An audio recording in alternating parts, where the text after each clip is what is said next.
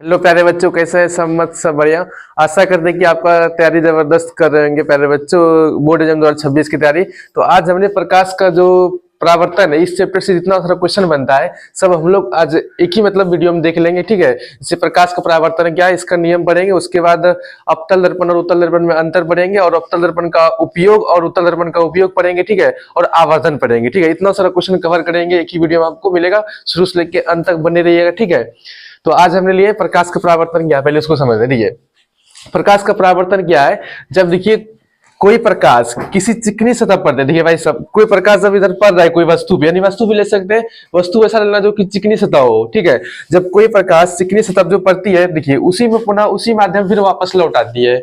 इसी घटना को हम लोग कहेंगे प्रकाश का परावर्तन कहेंगे। ठीक है, तो हमने परिभाषा में देखिए, जब प्रकाश किसी चिकनी सतह लिए ना, चिकनी सतह क्यों लेना पड़ता है? अब अगर खुदरा सतह लीजिएगा, जैसे इस तरह सतह लीजिएगा, तो इस पर अगर कोई प्रकाश पड़ा यहाँ, तो मान के चलिए इस पर कोई प्रकाश पड़ा, आप अगर चिकनी सतह ले लेते हैं तो देखिए यहाँ प्रकाश पड़ा, फिर क्या होगा, यहाँ से फिर रिफ्लेक्ट होने में यहाँ पर भी रिफ्लेक्ट हो जाएगा, यानी कि सीधा मतलब वो रिफ्लेक्ट नहीं करेगा। ठीक है, तो फिर से टेढ़ा हो जाएगा। इसलिए हम लोग चिकनी सतह लेते हैं ताकि रिफ्लेक्ट होकर फिर उस माध्यम में लौट आवे।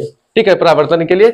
इसलिए जब कोई किरण आती है तो उसी माध्यम में लौट आती है। ठीक है, तो इसी को हम लोग कहेंगे प्रकाश के परावर्तन। आपको भी यही सब लिखना परिभाषा में, जब प्रकाश किसी चिकनी सतह से टकरा कर वापस लौटने की घटना को, प्रकाश वापस लौटने की घटना को प्रकाश के परावर्तन कहते हैं। ठीक है, इसको हम परिभाषा में देखिए, ये जो किरण जो आई उधर से, जो टकराया सतह पर से, उसको हम लोग बोलेंगे आपतित किरण। ठीक है, और जो यहाँ से परावर्तित होके जो किरण गई, उसको बोलेंगे हम लोग परावर्तित किरण। ठीक है, और इसमें हम लोग एक अभिलंब डाल देते हैं जो कि दो बराबर कोणों में बांट देता है। ठीक है, इसे हम लोग कहेंगे, ये जो अभिलंब का जो इधर वाला कोण आपतन कोण, क्योंकि आपतित किरण है। ठीक है, और जाने वाली जो अभिलंब और जो जाने वाली किरण के बीच जो बनता है वो परावर्तन कोण, कौन आर कौन आई बोलते हैं इसको। ठीक है, इसको देखिए, इसका हम लोग पढ़ेंगे उपयोग, प्रकाश का परावर्तन का उपयोग कहाँ किया जाता है। देखिए, कोई मान के चलिए वस्तु है। ठीक है, ये वस्तु है,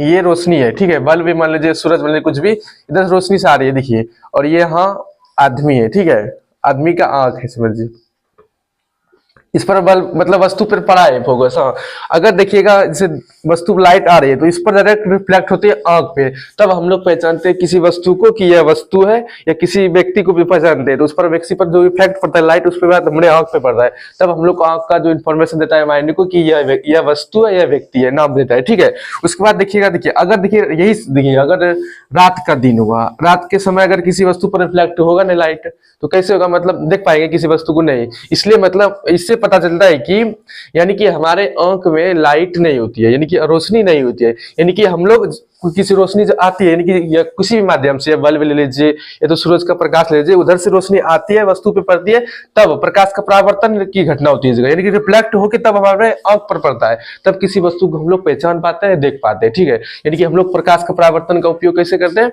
किसी वस्तु को देखने या किसी वस्तु ले लीजिए, व्यक्ति लीजिए, किसी को देखने के लिए हम प्रयोग करते हैं। ठीक है, अब इसके बाद हम लोग समझते हैं प्रकाश का परावर्तन का नियम। ठीक है, उसके बाद देखिए इसका नियम पढ़ेंगे दोनों।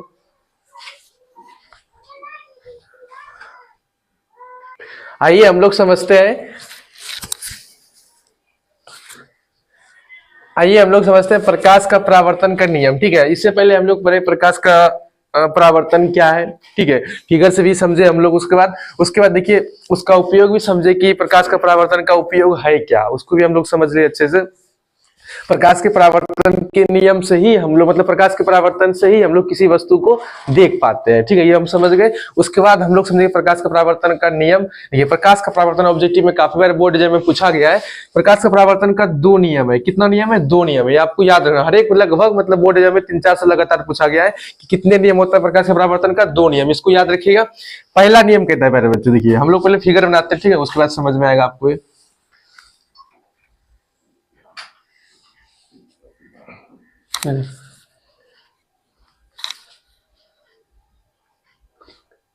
तो हम लोग पहले फिगर बना लेते हैं। ठीक है, उसके बाद समझ में दोनों नियम आ जाएगा अच्छे से। ठीक है यार, अच्छे से ले, परावर्तित किरण। ठीक है, ये परावर्तित किरण है, समझिएगा आप लोग।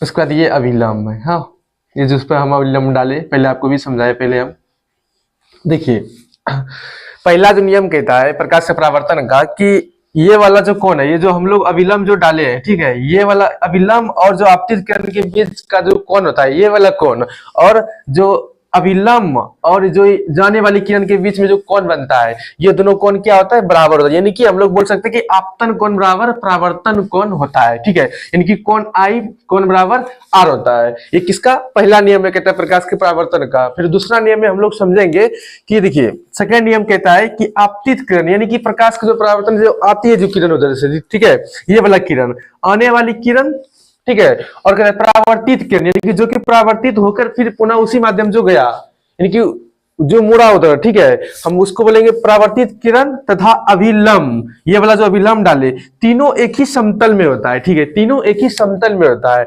यही तीनों एक ही समतल में होता है। ये सेकंड नियम कहता है किसका, प्रकाश का परावर्तन का नियम कहता है, ठीक है। ये तीसरा नियम कहता है, दूसरा नियम कहता है, ठीक है। हम प्रकाश का परावर्तन का दो नियम होता है, आपको याद रखना है। पहला नियम कहता है आपतन कोण बराबर परावर्तन कोण, दूसरा नियम कहता है कि आपतित किरण, यानी कि आने वाले किरण और जाने वाले किरण तथा अभिलंब तीनों एक ही समतल में होता है, ठीक है। दोनों आपको नियम अच्छा से याद भी हो गया, प्रकाश का परावर्तन का तो ये भी याद होगा। इसके बाद हम लोग पढ़ेंगे अवतल दर्पण और उत्तल दर्पण में अंतर समझेंगे, ठीक है। उसके बाद हम लोग उपयोग उसका समझेंगे, ठीक है। देखिए प्रकाश का परावर्तन का जो नियम था इसका भी बहुत सारा उपयोग है फॉर्मूला, यानी कि क्वेश्चन बनाने में।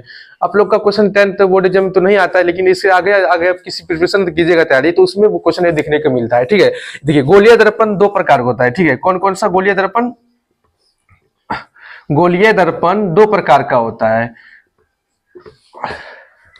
पहला हो गया आपका, ले लीजिए अवतल दर्पण, ठीक है, अवतल दर्पण, अवतल दर्पण। दूसरा ले लीजिए उत्तल दर्पण होता है, ठीक है। इसी दोनों का हम लोग अंतर पढ़ेंगे, ठीक है। पूरा डिटेल में आपको नहीं बताएंगे, आपको जो क्वेश्चन एग्जाम बोर्ड से रिलेटेड है, मतलब कि हो सकता है 2026 बोर्ड में पूछ सकता है, उसी पर हम बात करेंगे, ठीक है। उत्तल दर्पण, चलिए हम दोनों का अंतर अब समझते हैं आपके लिए। चलिए हम लोग अब उत्तल दर्पण और अवतल दर्पण में अंतर पढ़ेंगे, ठीक है। गोलीय दर्पण का हम लोग पढ़ लिए इससे पहले कि दो प्रकार होता है, उत्तल दर्पण और अवतल दर्पण। हम दोनों का अंतर पढ़ेंगे पूरा। अगर इसका एक्सप्लेन चाहते हैं तो आप लोग इसका अलग मतलब क्लासेस में बताएंगे आपको, ठीक है। अभी लेकिन हम लोग क्वेश्चन पर बात करेंगे। क्वेश्चन है कि उत्तल दर्पण, इसका परावर्तक सतह उठा होता है, किसका, उत्तल दर्पण का। और पूछे कि अवतल दर्पण का इसका परावर्तक क्या होता है, धसा होता है, ये आपको याद रखना है। दूसरा होता है कि इसमें हमेशा काल्पनिक प्रतिबिंब बनता है, किसमें, उत्तल दर्पण में। लेकिन अवतल दर्पण में पूछे तो काल्पनिक और वास्तविक दोनों बनता है, ये आपको याद रखनी है। इसमें काल्पनिक और वास्तविक दोनों बनता है प्रतिबिंब, ये आपको याद रखनी है। तीसरा जो इसमें आपको अंतर लिखना है कि इसमें हमेशा वस्तु से छोटा प्रतिबिंब बनता है, किसमें, उत्तल दर्पण में। लेकिन अवतल दर्पण में प्यारे बच्चों इसे वस्तु का प्रतिबिंब बड़ा और छोटा दोनों इसमें बनता है, ये आपको याद रखना है, ठीक है। तो आप ये देखिए 5 नंबर में क्वेश्चन नहीं पूछेगा, 2 नंबर में ही क्वेश्चन पूछेगा, तब आपको 2 भी लिख दीजिएगा ना, दूसरा और पहला, तो ये आपको बोर्ड नंबर 2 नंबर एग्जाम दे देगा, ठीक है। और ऑब्जेक्टिव में तो पूछता ही पूछता है, इसको याद रखिएगा। हम लोग उसका आप लोग अवतल दर्पण का उपयोग और उत्तल दर्पण का उपयोग हम लोग जानेंगे, ठीक है।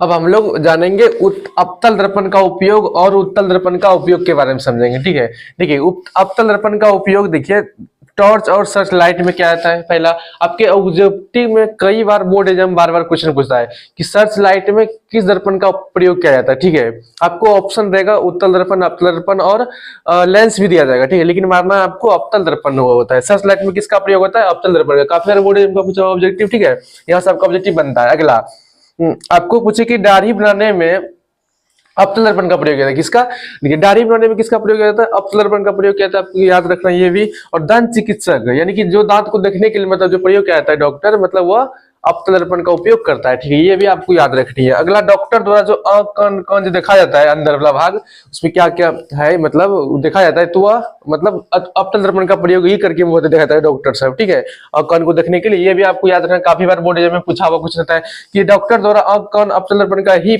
उपयोग क्यों किया जाता है, ये सब 2 नंबर में पूछ सकता है। वस्तु को मतलब उसमें बड़ा प्रतिबिंब देखने के लिए, ठीक है, देख बड़ा देखने के लिए। और सोलर कुकर में भी क्या था, ये काफी बार बोर्ड एग्जाम का पूछा हुआ क्वेश्चन कि सोलर कुकर में कौन सा दर्पण का प्रयोग किया जाता है, तो वो अवतल दर्पण का उपयोग किया जाता है, ठीक है। ये आपका उपयोग हो गया, 1 हो गया, 2 हो गया, 3 हो गया, 4 हो गया, 5 हो गया, ठीक है। आपके बोर्ड एग्जाम में 2 नंबर में भी पूछते हैं और ऑब्जेक्टिव में तो हर साल मतलब ये देखते हैं, बार बार पूछा हुआ था, ठीक है। अब हम लोग को समझना है कि उत्तल दर्पण का उपयोग, देखिए उत्तल दर्पण का उपयोग वाहनों के पास यानी कि पीछे देखने के लिए क्या आता है, ठीक है। बहुत सारा गाड़ी होता है, अब गाड़ी तो बड़ा बड़ा बड़ा होता है, तो अब देखिएगा उसका मतलब लगा होता है, तो उसमें तो बहुत सारा गाड़ी को देखना होता है, छोटा देखना चाहिए, सब गाड़ी का इकट्ठे लेके छोटा देखना चाहिए, ठीक है। इसलिए वाहनों के पास में दिखाया जाता है, और दुकानों में सुरक्षा हेतु लगाया जाता है उत्तल दर्पण का उपयोग, और मोड़ों पर सड़क सुरक्षा के लिए लगाया जाता है, ठीक है। आपका इंपॉर्टेंट बनता है कि अवतल दर्पण वाला ज्यादा पूछता है बोर्ड एग्जाम, ठीक है, इसको याद रखिएगा बारीकी से।